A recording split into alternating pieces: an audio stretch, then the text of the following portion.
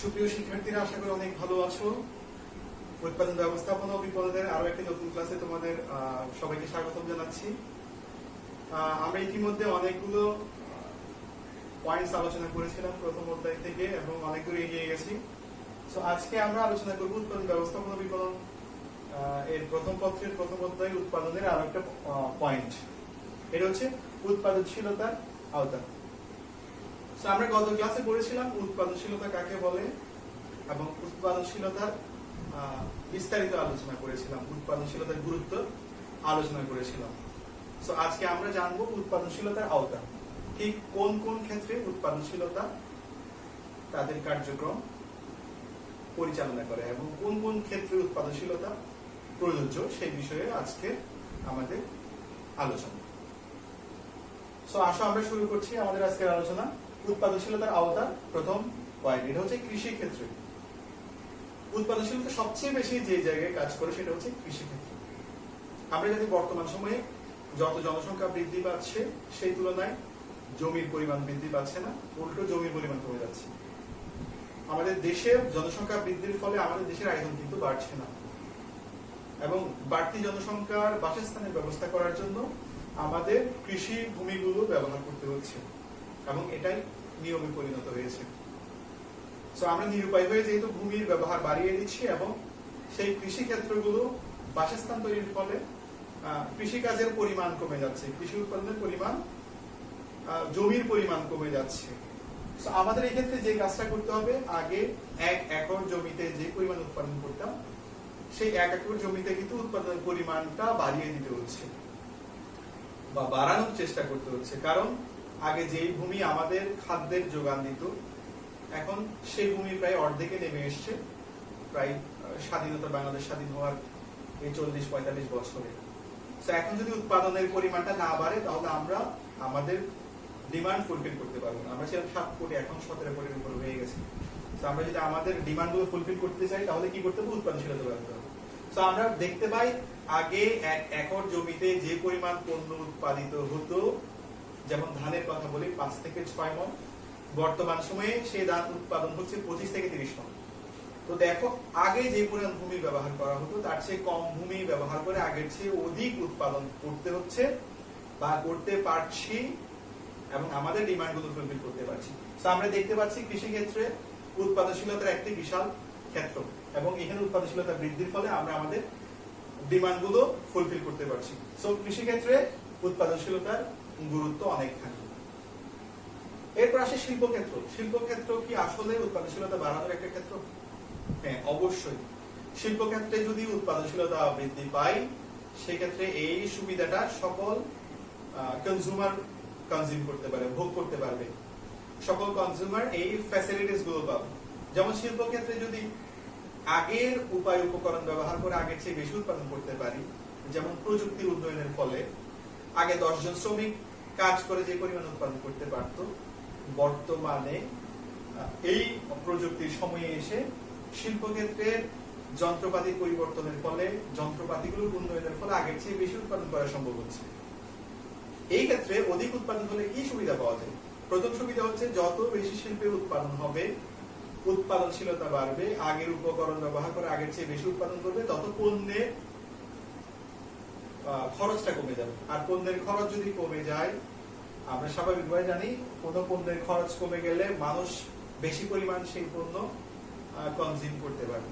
যখন পণ্যের দাম কমে যাবে মানুষ বেশি পরিমাণ কনজিউম করতে পারবে। যাদের সামর্থ্য ছিল না, পণ্যের দাম কমার ফলে তাদের সামর্থ্য সৃষ্টি হবে এবং তারা বেশি পরিমাণ পণ্য কনজিউম করার মাধ্যমে নিজেদের জীবনযাত্রার মান উন্নয়ন করতে পারবে। আগে যে পণ্য সে ইউজ করতে পারতো না, এখন দাম কমার ফলে সে পণ্য ইউজ করতে পারছে এবং জীবন মান উন্নয়ন করতে পারছে। আমরা দেখতে পাচ্ছি উৎপাদনশীলতার এই আওতার মধ্যে আরেকটা আওতা হচ্ছে শিল্পক্ষেত্র। এখানে উৎপাদনশীলতার কার্যক্রম ব্যাপকভাবে সম্পাদিত হচ্ছে। এর পাশে সেবাকর্ম। সেবাকর্মের ক্ষেত্রে কিভাবে উৎপাদনশীলতা কাজ করছে? তোমাদের সেবাকর্মের ক্ষেত্রে উৎপাদনশীলতার কার্যক্রম তোমরা এখন হাতে নাতেই পাচ্ছ। এই প্যান্ডেমিক সিচুয়েশনে, করোনার এই ক্রান্তিকালে মানুষকে বাসায় স্টে করতে হচ্ছে, নির্দিষ্ট দূরত্ব রাখতে হচ্ছে, যে কারণে তোমরা কলেজে আসতে পারছো না।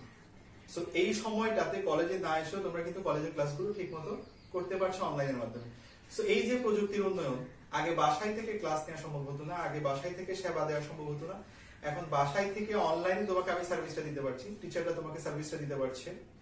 সো এই যে প্রযুক্তির উন্নয়নের ফলে এই যে সেবাটা তুমি পাচ্ছ, আগে এই সময়টা ব্যবহার করে এত সেবা দেওয়া সম্ভব হতো না, কিন্তু আমি বাসায় অবস্থান করে তোমাকে এই অল্প সময়ের মধ্যে অনেকগুলো সেবা তোমার কাছে পৌঁছানোর ব্যবস্থা করছি। সো আগে যা সম্ভব ছিল না, এখন প্রযুক্তির উন্নয়নের ফলে, অধিক উন্নয়নের ফলে আমরা কি করতে পারছি, অধিক উৎপাদন করতে পারছি, অধিক সেবা পৌঁছে দিতে পারছি। একইভাবে ডাক্তারের ক্ষেত্রে বলা যায়, আগে ডাক্তার যে অ্যাসেসমেন্ট করতে পারতো, এখন উন্নত প্রযুক্তি তৈরি হওয়ার ফলে খুব অল্প সময়ে সেই অ্যাসেসমেন্টটা, যেটা 1-2 মাস অপেক্ষা করতে হতো, 1-2 দিন বা 1-2 ঘন্টার মধ্যে সেই অ্যাসেসমেন্টটা করা হয়ে যাচ্ছে। তাই দেখা যায় সেবা ক্ষেত্রেও কিন্তু উৎপাদনশীলতার ছোঁয়া আছে। এই সেবা ক্ষেত্র উৎপাদনশীলতার আওতার মধ্যে পড়ে, এবং এই সেবা কর্মে উৎপাদনশীলতা বাড়ার ফলে এই সুযোগ এবং সুবিধাগুলো আমরা কনজিউম করতে পারছি। এর পাশে উপযোগ সৃষ্টিতে, আমরা জানি উপযোগ সৃষ্টিতে উৎপাদনশীলতার ভূমিকা অপরিসীম। উপযোগ মানে সেই সব সুবিধা, যেসব সুবিধা কোনো পণ্য ব্যবহারের মাধ্যমে পাওয়া যায় বা কোনো সেবা গ্রহণের মাধ্যমে পাওয়া যায়। তো এই যে উপযোগ সৃষ্টি, কোনো পণ্যের উপযোগ সৃষ্টির ক্ষেত্রে উৎপাদনশীলতার গুরুত্ব অপরিসীম। উৎপাদনশীলতার মাধ্যমে যোগাযোগ ব্যবস্থা উন্নত হচ্ছে, উন্নত কাঁচামাল ব্যবহার করা সম্ভব হচ্ছে, যার মাধ্যমে অতিরিক্ত উপযোগ সৃষ্টি করা, আগের উপাদান ব্যবহার করে অতিরিক্ত উপযোগ সৃষ্টি করতে পারছি। একই পণ্য ব্যবহারে আগে যে পরিমাণ সাপোর্ট পেতাম, যে পরিমাণ সুবিধা পেতাম, এখন একই পণ্য ব্যবহার করে আমি আরো অধিকতর সুবিধা পাচ্ছি। যেমন আগে মোবাইল ফোন ব্যবহার করে শুধু কি করতে পারতাম, কথা বলতে পারতাম, এখন ছবি তুলতে পারছি, ভিডিও করতে পারছি। আরো উন্নত হওয়ার পর এখন আমরা কি করতে পারছি, ইন্টারনেট চালাতে পারছি, সোশ্যাল মিডিয়া গুলো ব্যবহার করতে পারছি। ঠিক আছে? সো এই কারণে বর্তমানে দেখতে পাচ্ছি আমরা অধিক উপযোগ সৃষ্টিতে এই উৎপাদনশীলতা অনেক গুরুত্বপূর্ণ ভূমিকা রাখছে। এর পাশে সম্পদের সুষ্ঠু ব্যবহার। উৎপাদনশীলতা কিভাবে সম্পদের সুষ্ঠু ব্যবহার করে? আমি যখন একটা সমাজে যে পরিমাণ সম্পদ পাওয়া যায়, এই সম্পদ যদি যথাযথ সময়ে যথাযথ জায়গায় ব্যবহার করা যায়, তাহলে আগের চেয়ে এই সম্পদ আগে যে সুবিধা দিত, এখন তার চেয়ে বেশি সুবিধা দিবে। যেমন কলকারখানা হওয়ার পর, আগের দিনে যখন কলকারখানা ছিল না, যন্ত্রপাতি ছিল না, আম উৎপাদনের পর আমের সিজনে মানুষ কনজিউম করার পর যে আমগুলো বেঁচে যেত, সেগুলো নষ্ট হয়ে যেত, সেগুলো আর সংরক্ষণ করা সম্ভব ছিল না। কিন্তু বর্তমান সময়ে আধুনিকতার এই যুগে যখন যন্ত্রপাতি আবিষ্কার হয়ে গেছে, সেই আম থেকে জুস তৈরি করে আমরা পুরো বছর সেই জুস খেতে পারছি। আমরা দেখতে পাচ্ছি সম্পদের সুষ্ঠু ব্যবহারের জন্য উৎপাদনশীলতার গুরুত্ব অপরিসীম। সেই উৎপাদনশীলতা কখন হয়? যখন এই সম্পদ ব্যবহার করে আগের চেয়ে অধিক সুবিধা আমরা লাভ করতে পারছি, তখন এটা উৎপাদনশীলতার আওতায় পড়ে। এর পাশে গবেষণা উন্নয়ন। আমরা জানি গবেষণার মাধ্যমে প্রতিদিন আমরা নিত্য নতুন পণ্য উৎপাদন করছি, এবং গবেষণার মাধ্যমে উৎপাদনশীলতার মূল কাজটা করা সম্ভব হয়। আগে যে পরিমাণ উপকরণ ব্যবহার করে যা উৎপাদন করতাম, তার চেয়ে অধিক উৎপাদন করা যেহেতু উৎপাদনশীলতা, আর গবেষণার মাধ্যমে ঠিক এই কাজটা করা হয়। আগে যে পরিমাণ উৎপাদন করতাম, বর্তমানে তার চেয়ে বেশি উৎপাদন করছি। এই গবেষণার মাধ্যমে আমি উৎপাদন করার পদ্ধতিগুলো আবিষ্কার করে নিচ্ছি। ঠিক আছে? এটা হচ্ছে গবেষণা উন্নয়নমূলক কার্যক্রম। এর মাধ্যমে আমরা উৎপাদনশীলতা বাড়াতে পারছি। তাহলে এটাও একটা উৎপাদনশীলতার আওতা। একটা প্রতিষ্ঠান গবেষণা করবে, সেটা উৎপাদনশীলতার আওতার মধ্যে পড়বে। এর পাশে যোগাযোগ ক্ষেত্রে কি কি, কমিউনিকেশনের ক্ষেত্রে কি ডেভেলপমেন্ট এসেছে, এবং এখানে উৎপাদনশীলতার কার্যক্রমটা কি হবে। আগে কোন একটা পণ্য দেশের বিভিন্ন প্রান্ত থেকে ঢাকায় পৌঁছাতে, বা ঢাকা থেকে বিভিন্ন প্রান্তে পৌঁছাতে যেই সময় লাগতো, সেই সময়টা প্রায় অর্ধেকের নিচে নেমে গেছে। আগে চিরং থেকে ঢাকা যেতে বা রাঙামাটি থেকে ঢাকা যেতে যে পরিমাণ সময় লাগতো, এখন তার থেকে অনেক কম সময় আমরা এখানে পৌঁছাতে পারি, পণ্যদ্রব্য পৌঁছাতে পারি। রাজশাহীর আম, চাঁপাইনবাবগঞ্জের আম খুব দ্রুত কলকারখানাগুলোতে পৌঁছে যাচ্ছে, যেখানে জুস তৈরি হয়, ফ্যাক্টরিগুলোতে পৌঁছে যাচ্ছে। এবং অন্যান্য ক্ষেত্রে আমরা দেখতে পাই যোগাযোগ ব্যবস্থা সহজীকরণের ফলে পণ্যের আনা নেওয়ার খরচটা কমে যাচ্ছে। আর আনা নেওয়ার খরচ কমে গেলে স্বাভাবিকভাবে পণ্যের উৎপাদন খরচ কমে যায়, পণ্য বিক্রয়ের দামটা কমে যাচ্ছে, আর দাম কমার ফলে মানুষ বেশি পরিমাণ সেই পণ্য কনজিউম করতে পারছে। সো যোগাযোগ ক্ষেত্রে উন্নয়ন, এটি উৎপাদনশীলতার এক আওতাভুক্ত। এর পাশে প্রযুক্তি ক্ষেত্রে, বর্তমানে প্রযুক্তির কথা তো বলতেই হচ্ছে। প্রযুক্তি প্রতিনিয়ত চেঞ্জ হচ্ছে। তুমি এখন যে ডিভাইসটা ব্যবহার করছো বা যে অবস্থায় আছো, 5 বছর পর কিন্তু এই সিচুয়েশন থাকবে না, পুরো পৃথিবী চেঞ্জ হয়ে যাবে। আগে 50 বছরে যে পরিবর্তন আসতো এখন 1 বছরের কম সময়ে সেই পরিবর্তন আসছে। আমরা অ্যান্ড্রয়েড ফোনের কথা চিন্তা করতে পারি, আজ থেকে 15 বছর আগে অ্যান্ড্রয়েড ফোনের বিষয়ে আমাদের কোনো ধারণাই ছিল না, কিন্তু বর্তমান সময়ে আমরা অ্যান্ড্রয়েড ফোন ইউজ করছি এবং এমন সব কাজ করছি যে কাজগুলো আমরা 10 বছর আগে কখনো কল্পনা করতে পারিনি।